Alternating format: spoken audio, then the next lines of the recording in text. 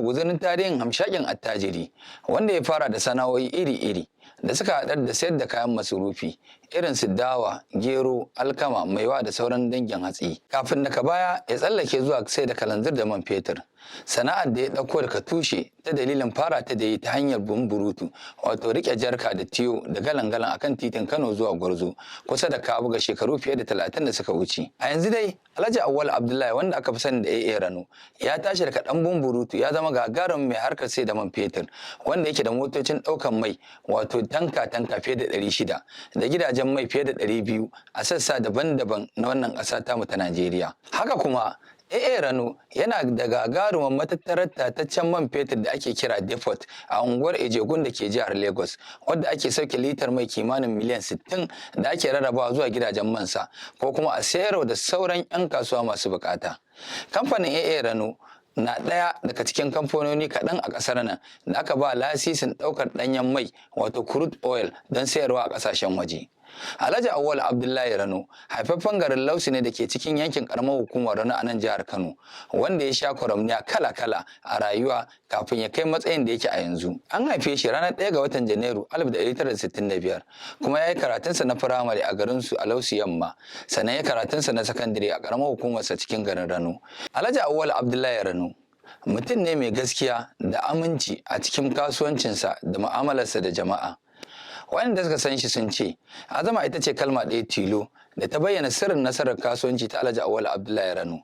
Haka kuma gaskiya ita ce nasarar kare tafarkinsa a cikin shekaru 30 masu ban mamaki da ya a fannin kalanzir da man fetur da iskar gas. AA Rano dai ya fara gina gidan mai na farko a garin Karfi akan hanyar Kano zuwa Zaria, kuma a yanzu yana daga cikin waɗanda dole ambata in ana maganar saye da sayarwa na man fetur da iskar gas a ƙasar nan baki ɗaya.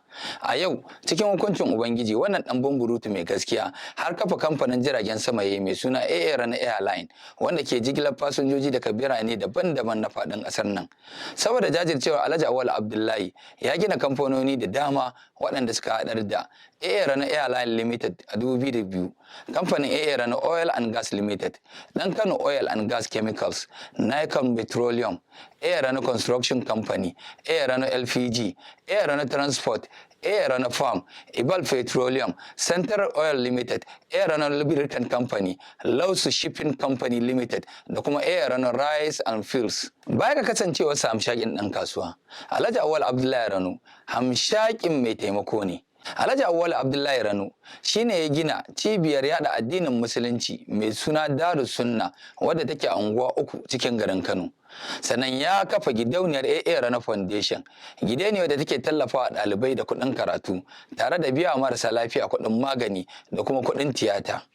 Ya gina masallatai da makarantu bila adadin, ya siya wa marasa ƙarfi gidaje da dama. Alhaji Auwalu ya biya wa mutane kujerar aikin hajji don su sauke farali. Alhaji Auwalu ya gina rijiyoyin zamani na bohol masu tarin yawa a ciki da wajen jihar Kano.